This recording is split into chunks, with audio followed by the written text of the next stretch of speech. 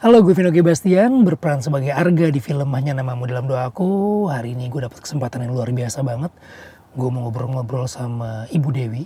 Ibu Dewi ini adalah pejuang ALS. Beliau ditegakkan menderita ALS atau mengidap penyakit ALS itu tahun 2022, walaupun gejalanya sudah lama dia alamin.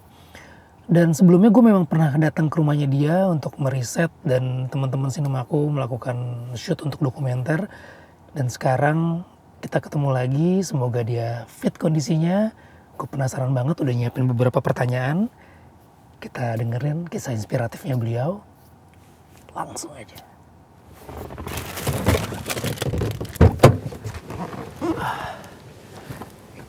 Yang menarik adalah Ibu Dewi ini tuh dulunya seorang arsitek yang memang kehidupannya tuh benar-benar banyak di lapangan. Satu saat dia mengalami ALS dan harus stay di rumah. Mau tahu cerita seperti apa? Yuk.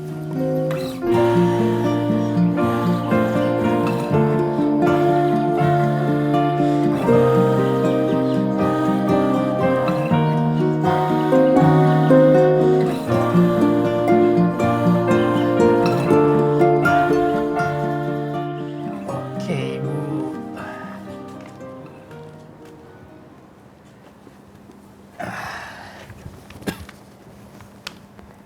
Nyaman, Bu?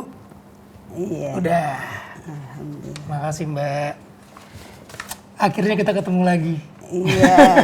Setelah berapa lama Setelah ya? berapa lama ya? Sebelum syuting film waktu itu?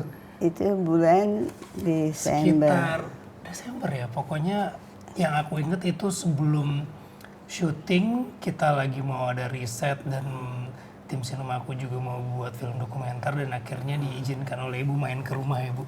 Iya. Waktu itu Ibu lagi mau terapi, Mau terapi. tapi jadwalnya akhirnya bisa disesuaikan ya, Bu. Iya. Terus akhirnya Kebetulan Bang Vino juga ada. iya waktu- lagi reading, lagi Iya. workshop waktu itu.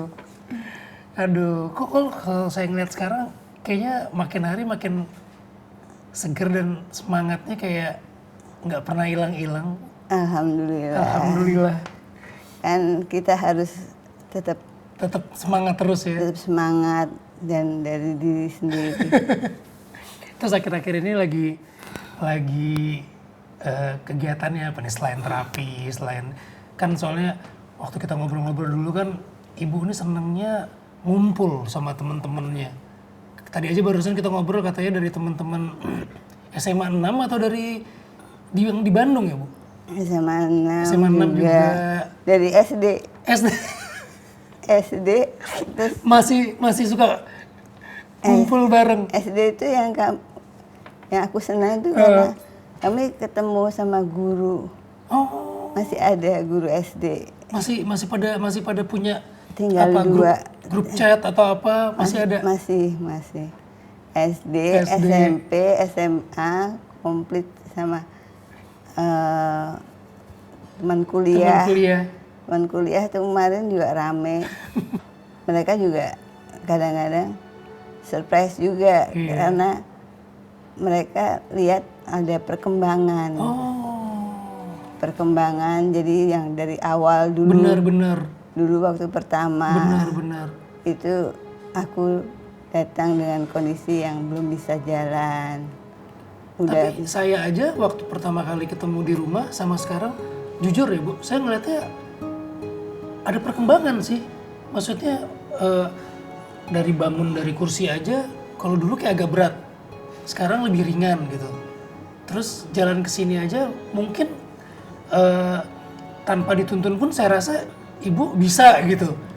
ya ini dengan latihan, Latihan ya. setiap Setiap hari. aku usahakan supaya bisa jalan kaki itu. Benar.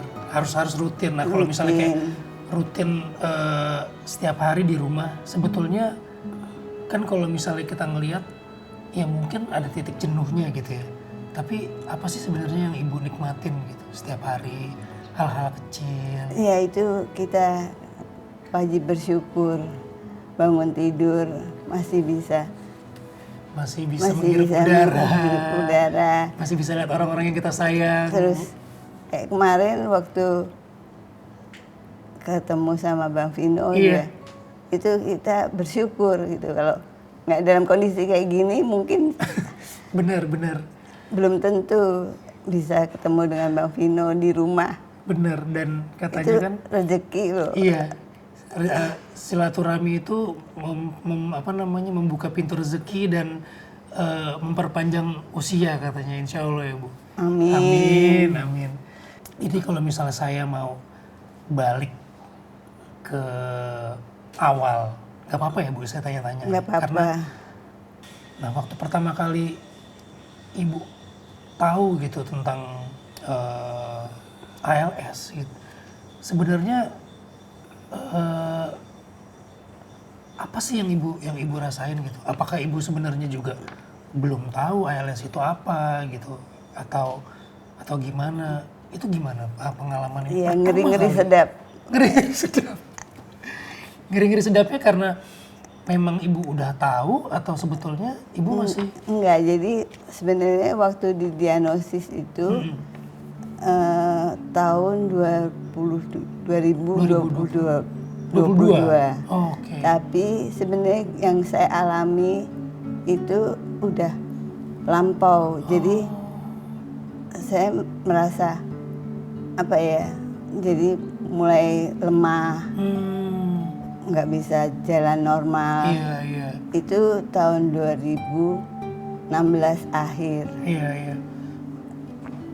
Dari 2016 akhir sampai 2022 itu mengalami fase yang naik turun Naik kayak turun, roller naik turun. coaster gitu. Jadi sebelum 2022 itu sudah merasakan, tapi ditegakkan ALS itu baru tahun 2022 ya berarti ya Bu ya? Iya, bulan Desember. Bulan Desember. Nah berarti itu kan belum terlalu lama kan? Nah sebetulnya dari pertama kali Ibu ngalamin ini, siapa orang yang benar-benar apa ya, benar-benar memberikan support yang luar biasa untuk Ibu? Apakah semua keluarga? Apakah saya sempat ketemu sama ibunya Ibu waktu di rumah ya Bu? Oh, Saya lihat iya. ibunya Ibu tuh luar biasa banget gitu. Oh iya. Yang selalu mensupport. Apakah beliau Alhamdulillah. yang Alhamdulillah aku bener-bener waktu awal tuh disupport sama sama Ibu. Ibu ya? ibu itu bener-bener yang mulai dari bangun tidur, Bener. mandiin, terus berbagai-bagai kegiatan sampai kita pernah jatuh bareng Oh iya, di kamar mandi. aduh. Itu bener-bener itu yang membuat aku jadi aduh, aku nggak bisa kayak gini terus gitu. Jadi dalam kondisi seperti itu aku coba untuk kontak ke adik Iya, bagaimana caranya bisa ada orang lain yang bisa support, soalnya kelelahan beliau. benar. Jadi ada Soalnya- caregiver yang untuk bantu juga di rumah gitu ya? Karena waktu itu kami tinggal cuma berdua, Iya, terus ada anak-anak kos, tapi Iya. anak-anak kos juga nggak iya. intens ya untuk ketemu Betul, dengan betul. kami. Kan ternyata dari apa yang Ibu alamin ini ternyata terlihat banget bahwa banyak sekali orang yang sayang sama Ibu. Banyak sekali orang Alhamdulillah. yang support Ibu. Nah, boleh nggak Bu, aku tahu gitu. Maksudnya kan ini buat teman-teman yang lain juga. Kapan titiknya gitu, waktunya Ibu Dewi itu punya prinsip bahwa oke, mulai dari titik ini, walaupun banyak orang yang bantu, tapi saya juga harus berjuang gitu untuk ALS ini. Kan pasti pertama kali kita didiagnosa ataupun ditegakkan ALS itu, pasti kan secara hati juga masih gamang, masih bingung, masih belum siap gitu. Nah, kapan dan apa yang membuat Ibu Dewi, oke, aku harus berjuang untuk diriku sendiri paling enggak gitu. Oh itu Apakah saat waktu jatuh sama ibu itu? oh enggak, itu sebelum didiagnosa. Oh, Jadi setelah didiagnosa itu mengalami juga titik rendah yang sampai saya harus masuk UGD. oke.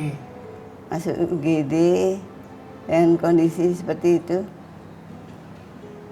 saya coba untuk mengkomunikasikan dengan keluarga.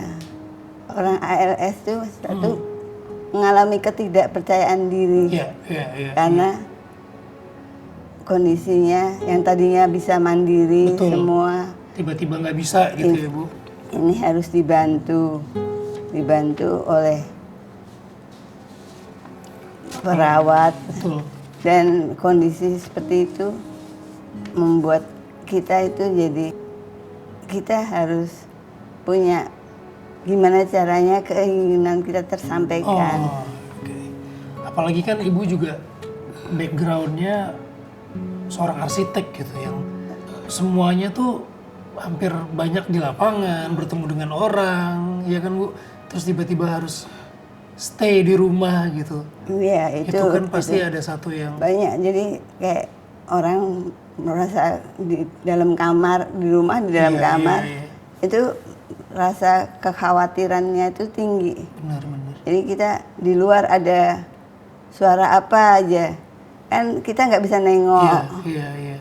Itu hal-hal sepele seperti itu yang menyebabkan kita jadi banyak orang melihat kok ini saya menjadi makin mundur. Iya.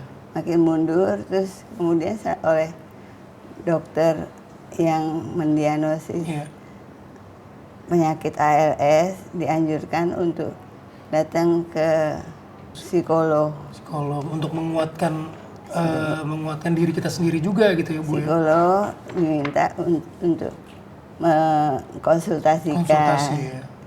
Dari situ coba kita terapin buat dalam diri kita sendiri. Sebenarnya sederhana sih. Sederhana ya. Jadi kayak misalnya kita pagi-pagi bangun tidur, tuh, bersyukur. Iya. Alhamdulillah masih dikasih waktu untuk bertemu dengan berbagai-bagai orang. Terus kemudian kita coba untuk evaluasi. Benar. Evaluasi pada saat sebelum tidur. Kadang juga kita ketika nggak mengalami sakit atau malah musibah, kita kadang-kadang saya gitu, orang-orang yang sehat, kadang tuh ngerasa acuh aja gitu, kurang bersyukur gitu. Begitu satu-satu diambil baru mulai ternyata Betul. Ini nikmat Allah yang dikasih ke kita itu yang selama ini kita nggak sadarin. Nah, kalau misalnya saya boleh tahu sebenarnya apa sih yang setiap Ibu bangun pagi buka mata pasti tadi Ibu bilang bersyukur, apa sih doa yang paling simpel dan paling sering Ibu ucapin setiap pagi Ibu buka mata? Alhamdulillah. Itu. Alhamdulillah itu kalau di kami kan kita memuji pada Allah. Segala puji. Kan kita mengungkapkan rasa syukur.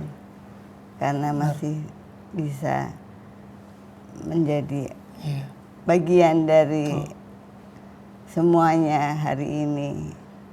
Simple tapi powerful ya Bu? Iya. Simple tapi powerful. Dan saya bisa ngeliat Ibu rasanya kayak walaupun berjuang dengan ALS tapi kebahagiaannya tuh nggak pernah hilang gitu. Nah sebetulnya apa sih yang bikin Ibu tetap nggak kehilangan kebahagiaannya dalam menjalani hidup sehari-hari itu apa sih Bu? Ya kita tadi selalu menyadari bahwa orang-orang di sekitar kita itu sangat perhatian dan sayang, termasuk perawat yang sudah membantu saya selama 3,5 tahun. Mbaknya luar biasa sekali loh. Kalau dilihat dari cerita awalnya itu aneh, karena dia hanya waktu itu datang karena ada perawat yang mau cuti. cutinya 1 bulan. Dia hanya bawa baju 3. Dan dalam kondisi seperti itu, setelah 1 bulan, saya telepon, ternyata nggak kembali. Oh, Dan alhamdulillah, Mbak Lulunya juga lagi free, jadinya bisa iya. stay Dan terus. waktu itu harusnya dia ikut wisuda S1-nya dulu. Tapi karena harus bantu saya, Iya. dia harus mengikhlaskan tidak diwisuda. Waduh, Mbak Lulu luar biasa banget nih. Semoga semua ibadahnya dibalas sama Allah Subhanahu wa taala. Amin. Kalau misalnya kan Ibu ini di posisi yang buat saya sudah berdamai dengan ALS gitu. Berdamai dalam arti tetap bersahabat, berjuang. Tapi kan banyak saudara-saudara kita di luar sana yang mungkin masih belum sekuat Ibu gitu. Apa sih yang mau Ibu sampaikan buat teman-teman kita dan saudara-saudara kita di sana yang masih berjuang dengan ALS? Satu, bersama kesulitan selalu ada kemudahan. Dan itu yang menjadi bahwa kita harus melihat ini adalah suatu pencapaian. Benar. Dan proses perjalanan yang harus kita lewati untuk mencapai sesuatu yang lebih baik. Mungkin Allah kasih saya sakit karena akan ada suatu hadiah. Betul, saya percaya itu sih. Dan saya juga yakin enggak semua orang kan kalau misalnya kita dapat ujian, dapat sakit, kita percaya bahwa itu kita mau naik step ke yang lebih ujian tinggi naik lagi, tingkat. ujian naik tingkat.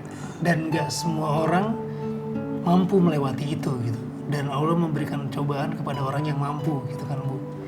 Dan Ibu mungkin nggak sadar gitu dengan keberadaan Ibu ini justru memberikan kekuatan buat kita semua di sini, memberikan motivasi buat kita, menginspirasi kita untuk hidup lebih baik lagi, untuk lebih banyak bersyukur. Ibu sadar nggak Bu kalau Ibu ternyata telah memberikan kekuatan buat kita semua di sini? Enggak kan Bu? Enggak sadar. Tapi saya ngerasain itu gitu. Saya ngerasain dari pertama kali kita ketemu itu justru keberadaan Ibu yang sedang berjuang dengan ALS ini memberikan kekuatan buat kita semua, teman-teman, bahkan mungkin semua yang nggak bersama kita di sini ngelihat wawancara Ibu itu menjadikan sumber inspirasi yang luar biasa banget untuk menjalani hari demi hari gitu dengan problematika yang beda-beda pastinya, yang bukan cuma untuk teman-teman yang berjuang dengan ALS, tapi dengan penyakit yang lain, dengan permasalahan yang lain. Ibu memberikan satu kekuatan buat kita semua. Terima kasih banyak Ibu. Dan kalau saya boleh tanya, dari apa yang Ibu rasain, Ibu jalani selama ini, apa sih hal yang paling penting yang ingin Ibu wariskan gitu? Bukan materi sih, bukan materi, bukan sebuah bentuk benda yang ini, tapi nilai apa sih yang mau Ibu wariskan untuk keluarga, untuk saya, untuk teman-teman pejuang ALS di luar? Ini kita harus mensyukuri kondisi kita. Selama kita masih bisa bermanfaat untuk orang lain, itu kita sekecil apapun, termasuk misalnya jumpa dengan Bang Vino nih, kita syukuri, alhamdulillah, syukuri dengan berbagai-bagai. Benar. Karena yang kita tahu kan sebaik-baiknya orang itu adalah yang bermanfaat untuk orang lain ya Bu. Iya, dan yang kedua, kesabaran kita untuk menghadapi ujian ini itu akan berbuah baik. Amin. Itu warisan yang luar biasa itu Bu. Mudah-mudahan ada manfaatnya buat banyak orang. Iya, amin. Ya, saya dengan kondisi seperti sekarang ini mencoba untuk menerapkan apa yang saya baca dan saya kaji dalam Al-Quran. Namun nggak sadar saya kalau ini bermanfaat untuk banyak orang. Sangat bermanfaat, Bu.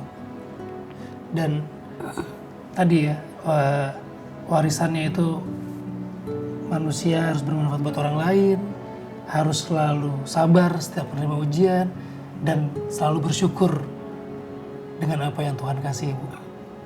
Iya.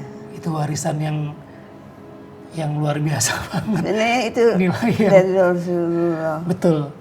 Kan Ibu udah dapat kesempatan untuk nonton film kita nih, Bu. Nah, dari apa yang Ibu lihat gitu tentang karakter yang saya kan berperan sebagai Arga di situ, pejuang ALS.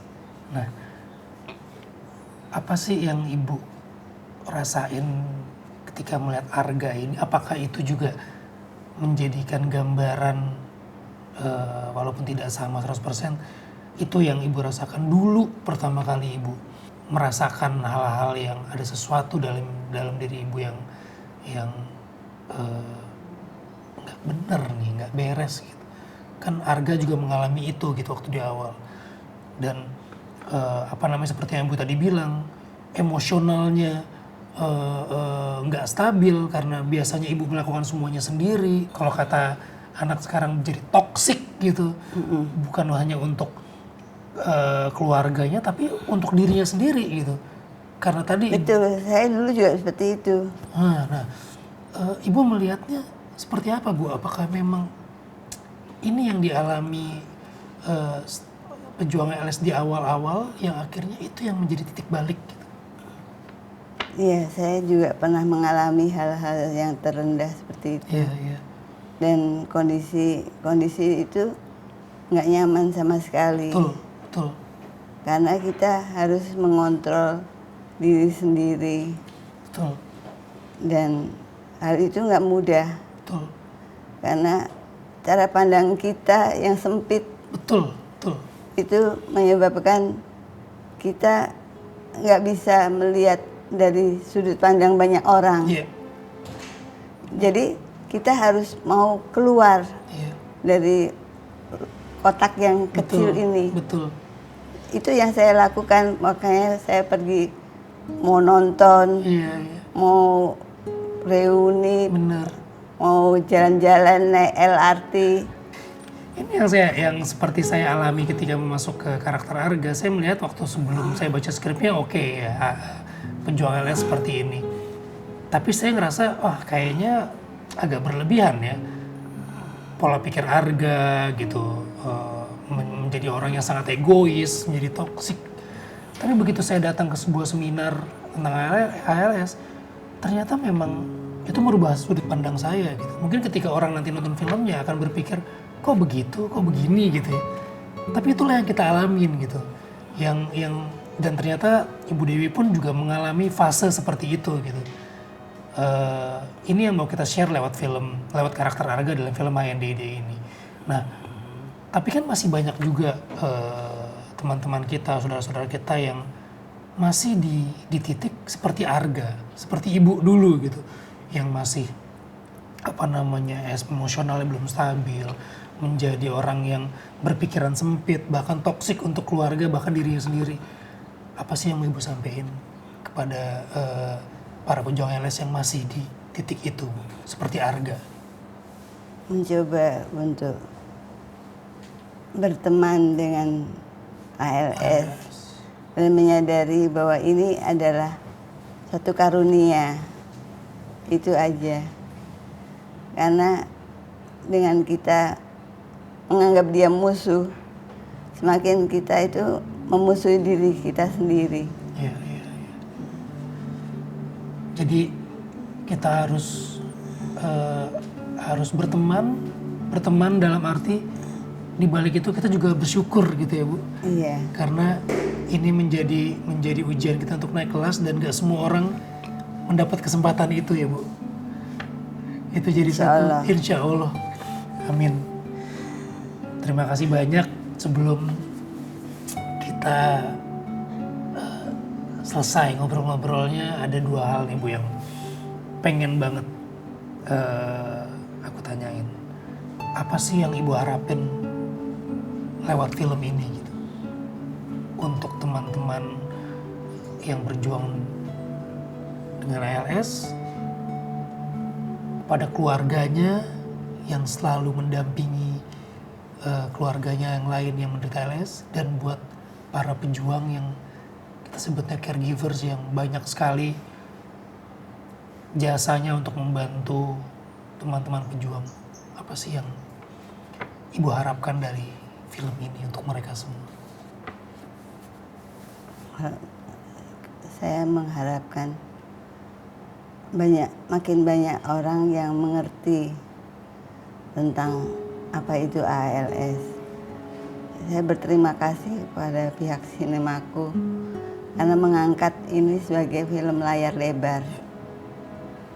Dan dengan demikian banyak orang yang bisa Terbuka mata dan hatinya ya Bu. terbuka dengan kondisi seperti itu. Betul.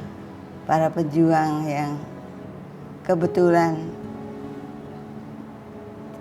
mungkin tidak seberuntung saya itu bisa terbantu, karena ALS ini kita kayak masuk ke dalam lubang yang nggak ketahuan Iya. berapa dalamnya. Iya. Setiap pagi itu bisa aja kita dalam kondisi normal, terus kemudian tiba-tiba berubah siang hari sampai malam hari, dan kondisi itu dialami oleh banyak orang. Banyak orang. Yang kebetulan mungkin kalau tinggal di Jakarta sih masih bisa banyak bala bantuan seperti tim medis, dokter, laboratorium. Jadi perlu banget juga dukungan dari pemerintah dan lain sebagainya untuk memberikan fasilitas yang lebih kepada para pejuang ALS ini juga Ibu. Dan yang terutama pengetahuan. Betul, edukasi tentang ALS ini memang harus benar-benar masif lagi gitu, karena banyak sekali orang yang salah kaprah menyamakan ini mungkin dengan stroke. Betul, saya aja pernah masuk ke satu UGD, suatu rumah sakit. Dan didiagnosanya stroke gitu. Betul, terus pernah juga diminta untuk operasi karena diduga saraf kejepit. Ya, jadi memang harapan dari para pejuang ALS juga edukasinya, fasilitasnya, layanan publiknya memang benar-benar pro kepada mereka yang berjuang dengan ALS dan penyakit-penyakit lainnya, Ibu. Iya, mudah-mudahan dengan begitu film ini bisa menyewakan, walaupun hanya sebuah film tapi punya message yang luar biasa banget, bukan cuma untuk para pejuang ALS tapi buat para pemangku kebijakannya juga, dan juga buat saya dan teman-teman yang masih belum tahu, belum teredukasi dengan ALS, Ibu. Betul. Dan terakhir, apa sih yang mau Ibu sampaikan buat keluarga Ibu? Terutama saya melihat sekali dari Ibu yang sangat mensupport banget, mendukung banget gitu anaknya yang sedang berjuang dengan ALS, terutama untuk Mbak Lulu dan caregivers lainnya yang luar biasa hadir dalam kehidupan Ibu. Yang dalam film HNDD ini, Arga gak bisa menyampaikan itu. Terima kasih untuk semua yang pernah saya alami, seperti bantuan banyak pihak, bukan hanya orang terdekat seperti Ibu dan caregiver, tapi keluarga dalam artian luas, seperti teman-teman saya yang sampai sekarang terus menerus mendukung, mensupport dalam bentuk apapun, doa maupun dukungan materi. Itu sangat berarti buat saya. Dan kondisi yang saya terima sekarang ini itu bukan perjuangan saya sendiri, tapi didukung oleh banyak pihak, baik para dokter maupun para tim medis yang lain. Karena kami nggak bisa begini kalau nggak ada semuanya. Terima kasih banyak ya Ibu, udah meluangkan waktu ngobrol-ngobrol Kak sama Vino juga saya. terima kasih Terima kasih banyak. mau memerankan bagian dari Pejuang ALS. perjuangan ALS. Terima kasih. Saya juga berterima kasih banget buat Ibu, buat Mbak Lulu, buat teman-teman dokter, teman-teman caregiver yang memberikan banyak sekali materi kepada saya untuk memerankan Arga ini. Jadi terima kasih banyak Ibu. Juga teman-teman dari Yayasan ALS. Teman-teman dari Yayasan ALS, betul sekali. Terima kasih banyak. Semoga film ini bukan hanya menjadi tontonan buat kita, tapi bisa menjadi tuntunan buat kita, juga bisa menjadi sedikit edukasi dan informasi tentang ALS. Terima kasih banyak Ibu Dewi. Makasih Bang Terima kasih Vino. banyak. Sangat menginspirasi kita semua, dan semoga Ibu selalu bahagia setiap harinya. Karena itu penting. Jangan berhenti baca buku dan nonton film, Bu. Iya, itu melatih otak kita. Melatih otak kita, betul. Jadi tetap semangat terus. Iya. Pokoknya kalau nanti saya ketemu lagi sama Ibu, kan kemarin pertama kali ketemu, saya ngeliatnya, wah udah lebih kuat, lebih ceria, lebih bahagia. Nanti pas ketemu lagi, lebih semangat lagi Ibu. Amin. Amin. Amin. Nanti kita ketemu dan nonton bareng film ini. Assalamualaikum, terima kasih banyak Ibu. Waalaikumsalam warahmatullahi wabarakatuh.